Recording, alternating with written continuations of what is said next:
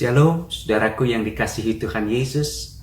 Berjumpa kembali dengan saya, Pendeta Immanuel Adam, dalam Sapaan Gembala. Pada kesempatan ini saya ingin membagikan firman Tuhan untuk saudara sekalian, melanjutkan apa yang sudah kita bicarakan beberapa minggu yang lalu. Yang pertama kita berbicara tentang benih, kemudian yang kedua kita berbicara tentang berakar, dan hari ini kita akan berbicara tentang bertumbuh. Nah, sebelum kita bersama-sama merenungkan firman Tuhan, mari kita berdoa. Bapa di sorga, kami mengucap syukur untuk segala kebaikan Tuhan. Di tengah-tengah pandemi COVID-19, kami masih tetap dapat bersama-sama bertemu, dapat bersama-sama merenungkan firman Tuhan, dan dapat bersama-sama saling meneguhkan dan menguatkan, dan dapat bersama-sama semakin memahami firman, kehendak, rancangan Tuhan dalam hidup kami. Kami mau menyerahkan pertemuan kami saat ini ke dalam tangan Tuhan. Tuhan berikan kami kemampuan untuk boleh memahami firman-Mu dan juga untuk menjadi pelaku firman-Mu. Dalam nama Tuhan Yesus kami berdoa dan mengucap syukur. Amin. Bapak Ibu Saudara yang dikasihi Tuhan Yesus Kristus, saya teringat dengan firman Tuhan di dalam Roma pasal yang ke-8 ayat yang ke-28. Ayat ini sangat terkenal sekali. Dikatakan bahwa Allah turut bekerja di dalam setiap perkara yang kita hadapi dalam hidup kita. Nah saudara, setiap orang Kristen mengerti dan memahami bahwa Tuhan itu turut bekerja dalam hidup kita. Nah persoalannya seperti apa Tuhan itu bekerja dalam hidup kita? Nah saudara, saya teringat dengan ucapan dan penelitian dari Charles Darwin. Dia mengatakan bahwa setiap tumbuhan itu bertumbuh ke arah matahari. Sekali lagi, setiap tumbuhan itu bertumbuh ke arah matahari. Dan Charles Darwin mengatakan ini yang disebut dengan proses prototropisme, ya, atau boleh dikatakan fototropisme. Apa artinya? Artinya bahwa kehidupan dari tumbuhan itu ditentukan dari sumber kehidupan. Matahari digambarkan sebagai sumber kehidupan. Terang. Saudara, kita bisa menjelaskan saat ini, saudara, secara botanikal bahwa bagaimana caranya tumbuhan itu mendapat asupan dari matahari. Namun yang kita ingat saat ini dalam kehidupan kita sebagai anak-anak Tuhan, kita diingatkan bahwa selama ini kita sebenarnya harus bergantung pada sumber kehidupan. Di dalam sebuah pertumbuhan iman, ketika kita menjadi orang yang percaya pada Tuhan, kita mau menjadi orang yang berakar di dalam Tuhan, maka firman Tuhan mengajarkan kepada kita juga bahwa pertumbuhan kita itu prosesnya harus ke atas, yaitu kepada Sang Terang. Bukankah Yesus mengatakan, "Akulah terang dunia. Dan barang siapa mengikut aku, di dalam hidupnya dia memiliki terang." Itu. Jadi setiap orang Kristen yang disebut orang Kristen yang bertumbuh, mereka adalah orang-orang yang hidupnya diarahkan pada sumber kehidupan itu, yaitu Kristus, Sang Terang. Nah saudara, di dalam Alkitab, Tuhan Yesus sendiri mengatakan hal yang sama. Saudara, Yesus melukiskan tentang misteri dari sebuah pertumbuhan rohani, yaitu dengan perumpamaan tentang benih yang tumbuh. Yesus membandingkan kerajaan Allah itu dengan orang yang menabur benih. Dan orang yang menabur benih itu mungkin sudah melakukan semuanya dengan sempurna.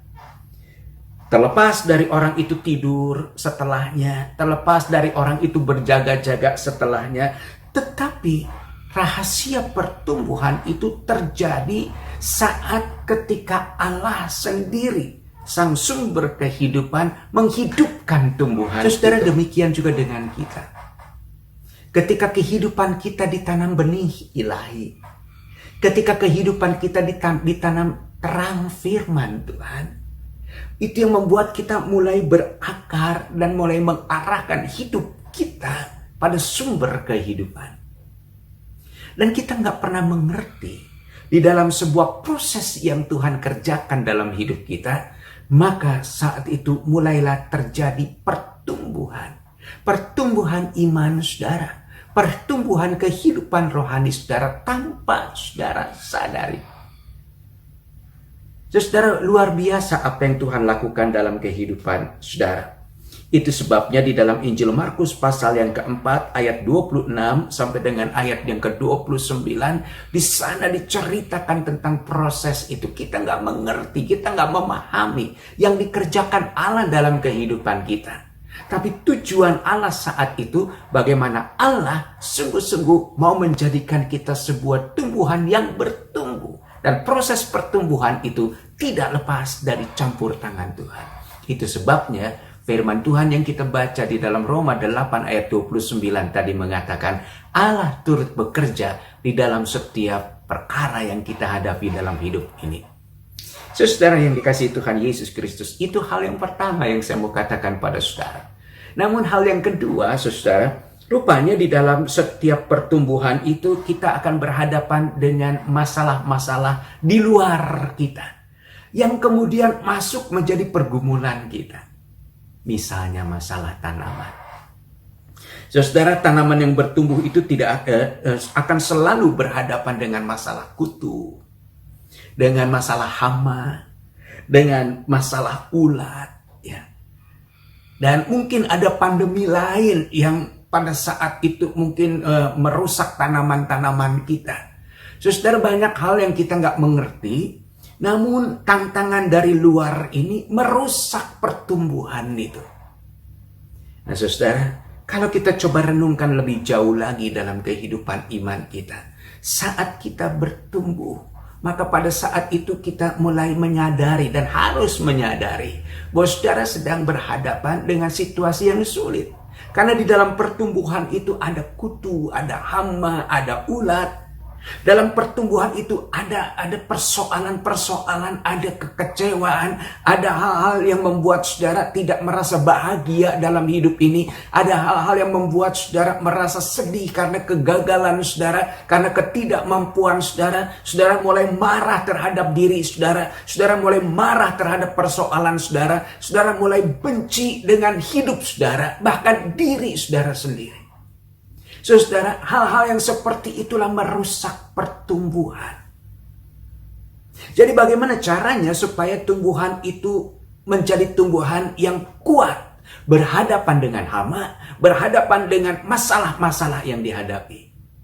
Saudara, yang pertama saudara, kalau saya perhatikan orang-orang yang senang menanam tanaman, yang mereka lakukan adalah bagaimana mereka memberikan vitamin, mereka memberikan pupuk kepada tanaman itu, supaya tanaman yang ditanam itu sungguh-sungguh menjadi tanaman yang tahan menghadapi serangan-serangan kutu, hama, dan sebagainya. Nah saudara, mungkin saat ini saudara mulai berpikir, kalau begitu dalam kehidupan atau pertumbuhan iman saya, hal-hal apa saja sebenarnya yang membuat saya saat ini tidak bertumbuh? Saudara, yang pertama yang membuat saudara tidak bertumbuh dalam kehidupan ini adalah ketika saudara mulai mengandalkan kekuatan saudara. Sekali lagi, ketika saudara mulai mengandalkan kekuatan saudara. Itu persoalan yang pertama. Karena apa? Karena saudara merasa kuat, karena saudara merasa bisa, karena saudara merasa mampu melakukan segala hal dalam kehidupan saudara, atau berhadapan dengan segala tantangan yang saudara hadapi dalam hidup saudara. Saudara, itu adalah gambaran dari kesombongan saudara sebagai manusia. Itulah gambaran dari keangkuhan saudara yang tidak memberikan tempat buat Tuhan untuk hadir dalam hidup saudara. Dan itu yang merusak kehidupan saudara, merusak pertumbuhan iman saudara. Mungkin saudara rajin ke gereja, mungkin saudara aktif dalam pelayanan saudara, tapi kenapa kehidupan iman saudara tidak bertumbuh? Saudara, yang saya perhatikan, saudara, ada sepasang suami istri. Dulunya suaminya ketua komisi pemuda dari sinode. Kemudian si istri menjadi sekumnya waktu itu belum menikah. Nah saudara, mereka adalah aktivis-aktivis yang dulunya di gereja itu adalah orang-orang, anak-anak muda yang sangat aktif melayani Tuhan secara luar biasa. Bahkan mereka dipercaya dengan pelayanan yang lebih baik lagi. Namun saudara, apa yang terjadi dengan kehidupan mereka selanjutnya setelah mereka mulai menjalani hari-hari mereka? Saudara, mulai mereka masuk dalam kehidupan rumah tangga. Mereka mulai melihat bahwa sebenarnya bahwa pasangannya bukanlah pasangan yang tepat buat mereka. Dan mereka pada saat itu mulai berpikir bahwa apa yang mereka pilih saat ini adalah pilihan yang salah. Sesuai mulai pertengkaran demi pertengkaran ada. Mereka mulai mencoba menyelesaikan setiap persoalan-persoalan mereka itu dengan kekuatan mereka, kemampuan mereka. Yang terjadi apa, saudara? Yang terjadi rumah tangga mereka bukan menjadi rumah tangga yang semakin lama semakin baik. Sampai akhirnya si istri meninggalkan suaminya, mencari pasangan lain, mulai membuat sebuah hubungan di luar pernikahan. Demikian juga dengan si suami, secara diam-diam mempunyai hubungan dengan wanita lain. Karena merasa bahwa istrinya bukan bagian dari kehidupannya yang dapat sungguh-sungguh membuat hidupnya nyaman, yang membuat hidupnya sukacita dan lain sebagainya. Saudara, coba saudara pikirkan, mereka adalah orang-orang yang kenal Kristus. Mereka adalah orang-orang yang pernah menerima benih Kristus itu dalam hidup mereka. Mereka adalah orang-orang yang selama ini melayani Tuhan. Tapi kenapa saat ini mereka harus berhadapan dengan persoalan-persoalan yang sulit?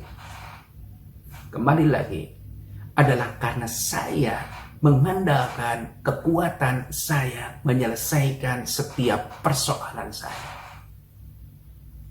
Saudara, sampai akhirnya keluarga ini bercerai dan mereka menikah dengan pasangan mereka masing-masing.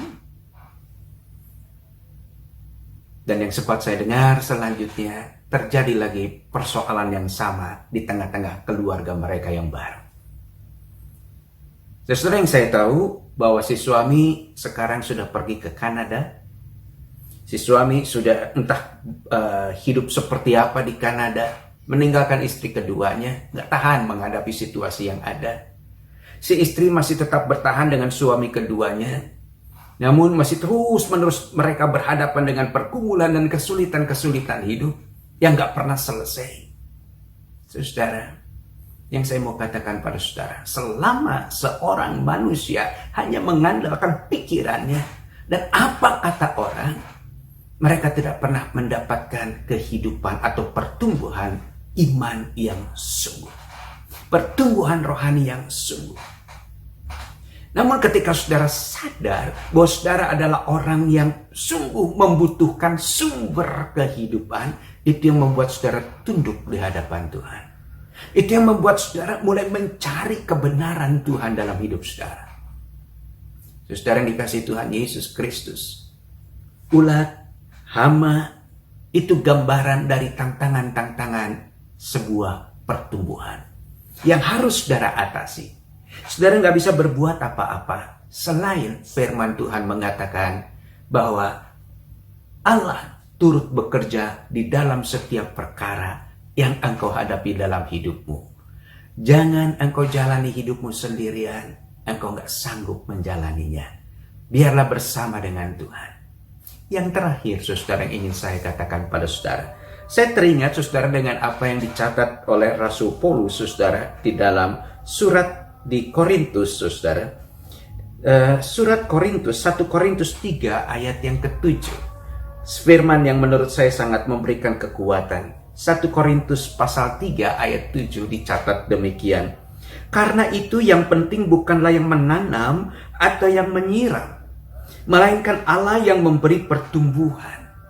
Saudara, dikatakan di sini, yang penting bukan siapa yang nanam, bukan siapa yang memelihara, yang menyiram, tetapi yang paling penting di sini adalah peran serta Allah di dalam pertumbuhan. Artinya apa, saudara? Ada bagian saudara, ada bagian Tuhan dalam proses pertumbuhan iman. Apa bagian saudara? Bagian saudara adalah saudara menjadi orang yang siap untuk diproses Tuhan. Bagian saudara adalah saudara menjadi orang yang siap dibentuk oleh Tuhan. Melalui setiap persoalan, melalui setiap pergumulan, melalui setiap tantangan yang saudara hadapi dalam hidup saudara. Dikatakan siap berarti saudara sungguh mau menjalaninya. Saudara sungguh mau melakukannya. Itu sebabnya saudara, kalau dikatakan Allah memberi pertumbuhan, berarti saudara siap untuk diproses oleh Tuhan, untuk dibentuk Tuhan, agar saudara menjadi orang yang bertumbuh di dalam pertumbuhan iman saudara. Ada bagian Tuhan. Dan ketika saudara menghadapi persoalan hidup, jangan saudara katakan, Tuhan, kenapa Tuhan berikan aku persoalan hidup ini? Namun lihatlah semua dari kacamata pertumbuhan iman saudara. Oh, Tuhan sedang membentuk saya. Oh, Tuhan saat ini sedang menyiapkan saya untuk jadi orang yang lebih baik lagi, lebih baik lagi, lebih baik lagi di mata Tuhan. Saya siap Tuhan untuk menghadapi persoalan ini. Saya siap Tuhan dibentuk Tuhan dengan cara ini. Ketika saudara harus berhadapan dengan sakit penyakit dan saudara katakan, Tuhan, kenapa Tuhan berikan sakit penyakit ini? Itu berarti saudara tidak siap untuk diproses Tuhan. Saudara menjadi orang yang selalu mengandalkan apa yang saudara ingini, bukan apa yang Tuhan ingini. Saudara, dalam sebuah pertemuan, saya katakan kepada jemaat yang ada, yang berkumpul saat itu kita bicara tentang pengharapan orang Kristen. Saudara, saya katakan dalam pertemuan itu bahwa setiap pengharapan orang Kristen itu bukan yang kalau saya minta roti Tuhan kasih roti. Saya berharap saya dapat bakmi, Tuhan kasih bakmi. Saya sakit dan Tuhan sembuhkan saya, itu perkara yang kecil buat Tuhan. Namun yang Tuhan mau apa, saudara? Yang Tuhan mau adalah orang yang berharap pada Tuhan, orang yang siap berjalan dengan Tuhan, adalah orang yang siap untuk menjadikan pengharapan Tuhan menjadi pengharapanku. Apa yang menjadi rencana Tuhan, itu yang menjadi rencanaku dalam hidup ini. Apa yang dikatakan firman Tuhan, itu yang aku lakukan dalam hidup ini. Itu yang Tuhan mau. Itu sebabnya, saudara, siap berarti saya mempersilahkan Tuhan bekerja, berproses dalam hidup saya. Sehingga hidup saya semakin bertumbuh di dalam pertumbuhan yang baik di mata Tuhan. Kiranya firman Tuhan hari ini boleh meneguhkan dan menguatkan saudara sekalian. Amin. Mari kita berdoa, saudara. Tuhan Yesus, terima kasih untuk hari ini kami boleh bersama-sama merenungkan firman-Mu. Kami diingatkan tentang pertumbuhan iman. Dan kami tahu bahwa pertumbuhan iman itu adalah pekerjaan Tuhan. Di mana firman-Mu mengajarkan kepada kami bahwa Allah mau bekerja dalam setiap persoalan yang kami hadapi dalam hidup kami. Itu artinya Tuhan siap untuk selalu hadir bersama kami. Allah siap untuk jadi sumber kehidupan kami. Dan Allah menjadi Allah yang siap untuk membaharui dan membentuk iman kami seturut dengan apa yang Tuhan kehendaki. Tuhan Yesus, kami membuka diri untuk proses pertumbuhan ini. Kami membuka diri untuk siap dipakai Tuhan, berjalan bersama Tuhan, melewati persoalan-persoalan yang sulit. Karena kami tahu persoalan itu adalah bagian dari Tuhan membentuk iman kami dalam pertumbuhan iman. Terima kasih Bapa, karena kami ingin menjadi tumbuhan yang baik dan akhirnya nanti menghasilkan buah yang baik. Terima kasih Tuhan Yesus, kami mau menyerahkan hidup kami, pergumulan kami, gereja kami, pelayanan kami, usaha kami, rumah tangga kami saat ini ke dalam tangan pengasihan-Mu. Dalam nama Tuhan Yesus kami berdoa. Amin. Tuhan berkati saudara.